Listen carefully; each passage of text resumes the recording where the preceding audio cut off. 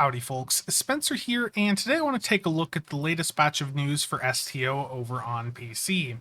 For console, there's no new news today. So first things first, here on PC we have a double experience event going on, and this is running from today through November 17th. So this is a 2-week long double XP event, and this means that if you're trying to work on any characters over the next 2 weeks, it's going to be quite a bit easier to level them up. If you're trying to grind out specializations or anything like that, now would be the time to do so.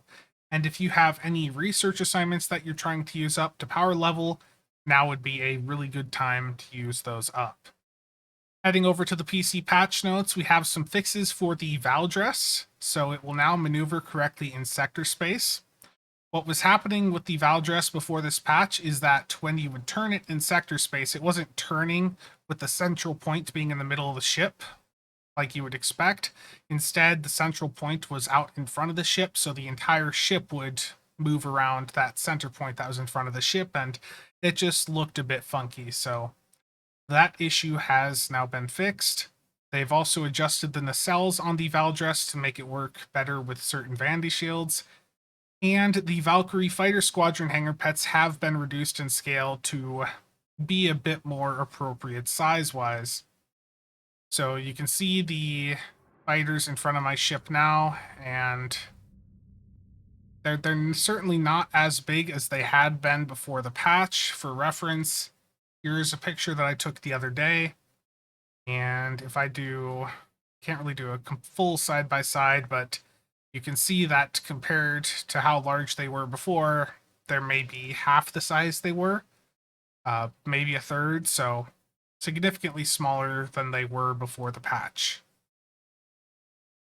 And they have fixed the unlock requirements for both the Valkyrie fighter squadrons and the support runabout frigates. So before this patch, if you only had the fleet versions of the Norway or the Hiawatha on your in your shipyard, then you could not buy the pets. You had to have one of the C-Store ships on your active ship roster in order to purchase the pets, and they have now fixed that. They have also updated the unlock requirements for the Jemadar gunboat hangar pets, so that you now only need one of the 3 different types of Jemadar ships to purchase them. That is the legendary Jemadar bug ship, the 2 hangar bay Jemadar carriers, or the Jemadar Vanguard dreadnought cruisers. So if you're somebody that likes those Jemadar gunboats, they're now a bit easier to unlock.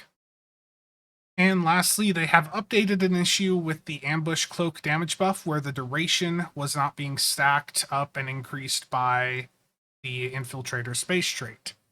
So I did go through and test to verify this is working, and in my case, it's now working a bit better than it should, because they still have not fixed the issue with bridge officers getting access to their racial traits. So on this D7 build, I only have one infiltrator equipped, and that is this Riemann from the Delta Operations bundle that has Superior Infiltrator and Superior Romulan Operative.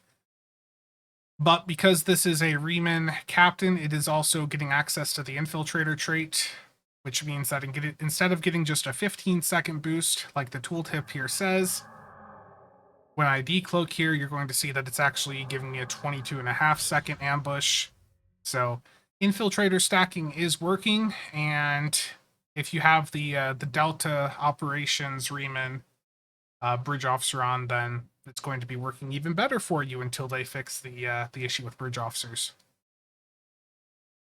Now we have a 35% sale on all bundles in the C-Store and a 50% sale on MUDS bundles, with the return of all of the older MUDS bundles.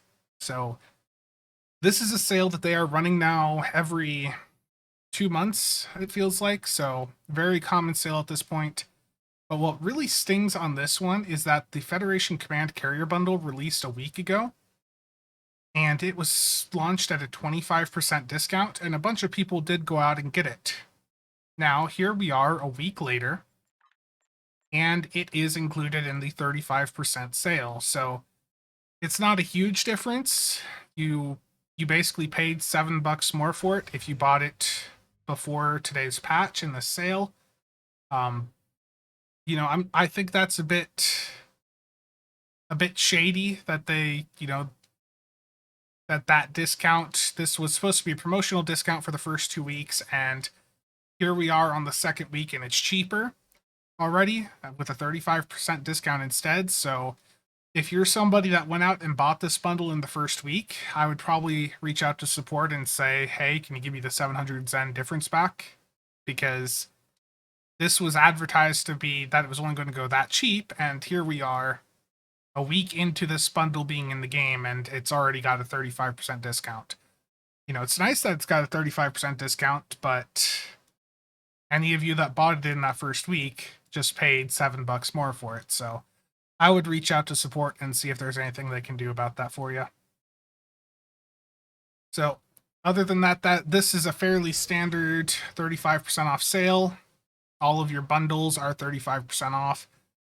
Now, Black Friday is only a few weeks out at this rate, and this is likely a better sale than what you will see at Black Friday.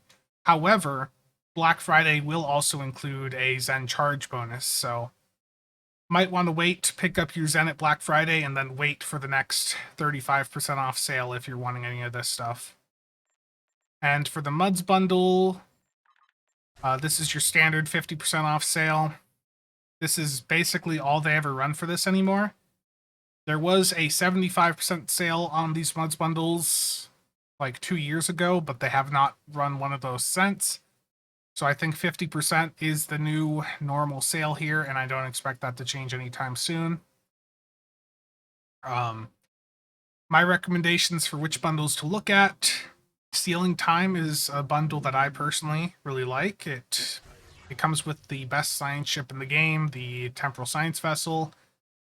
The Amari's a decent ship, and the Temporal Destroyer is a fun little escort. The Into Darkness bundle is also extremely high in value because of how many ships it has in it. The Kelvin Timeline Starships choice here gives you 3 different ships.